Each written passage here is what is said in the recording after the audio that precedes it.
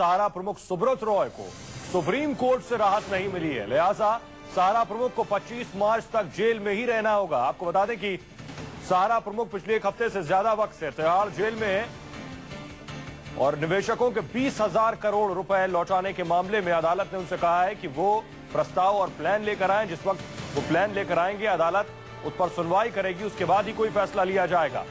जो प्रस्ताव अब तक सुब्रत रॉय की तरफ से दिए गए हैं उन्हें खारिज कर दिया है सुप्रीम कोर्ट ने। प्रभाकर मिश्रा हमारे सहयोगी सुप्रीम कोर्ट से जुड़ रहे हैं। प्रभाकर, आज क्या हुआ सुप्रीम कोर्ट में और क्या नए प्रस्ताव पेश किए गए? सुहेल, सुब्रत राय सहारा की तरफ से सुप्रीम कोर्ट में एक याचिका लगाई गई थी और उस याचिका में कहा गया था कि उनको जो पुलिस हिरासत में रखा गया है वो गैर कानूनी है।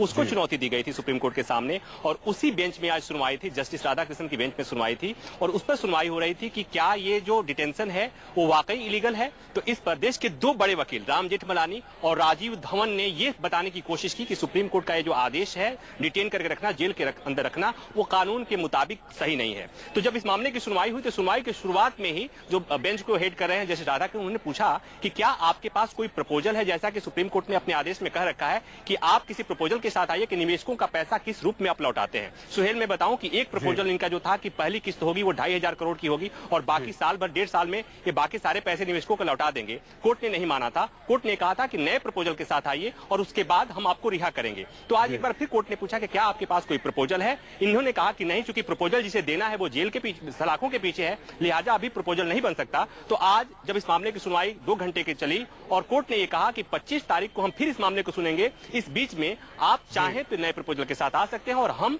उस पर सुनवाई कर सकते हैं। तो मतलब ये लब्बो लुआब ये कि सुब्रत राय 25 तारीख तक कम से कम सलाखों के पीछे रहेंगे। हाँ, इस बीच में अगर कोई प्रपोजल आ जाता है और सुप्रीम कोर्ट और सेबी मान जाते हैं उस प्रपोजल को, तो इस बीच में रिहाई मुमकिन हो सकती है।